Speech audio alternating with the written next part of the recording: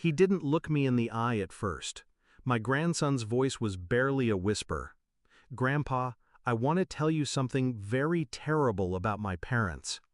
The air in the room seemed to thicken. I leaned down. "Tell me."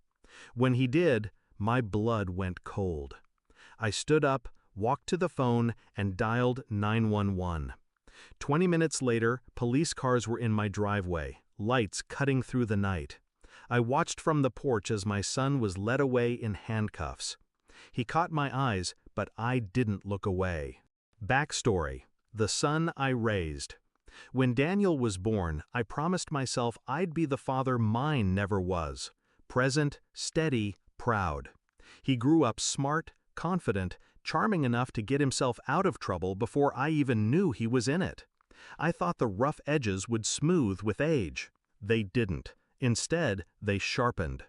He became a man who valued appearances over integrity. A man who could smile at you while taking what he wanted behind your back. But I never imagined he'd cross a line this dark. Discovery of betrayal, the first cracks. The first sign came 6 months ago. My daughter-in-law stopped visiting. She'd send the boy over alone. When I asked Daniel, he brushed it off. "She's busy, Dad." Then my grandson started asking strange questions. "Grandpa, is it bad if you're scared at home? Grandpa, what happens if the police take someone away?" I told myself he was just curious. Kids ask things. But deep down, I knew there was more. Shift in mindset, listening without alerting. That night, when he asked to talk in private, I didn't push him. I just nodded and took him into the study. The way he kept glancing at the door, it told me everything about the weight he was carrying. When the words came, they were small but sharp.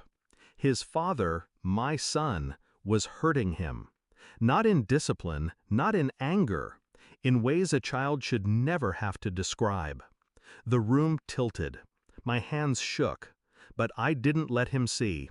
I couldn't explode. Not yet. If I lost control, I'd lose the chance to end it cleanly. Execution, calling in the weight of law. I called 911. My voice was steady. "This is a report of child abuse. The victim is here with me. The perpetrator is his father, my son." The dispatcher asked if the child was safe. I told her yes, for now. She told me to keep him inside and calm until officers arrived. I made him hot chocolate. I kept my tone light, like we were just having a late-night chat. But inside, my heart was a drum, each beat hammering against the rage I was holding back.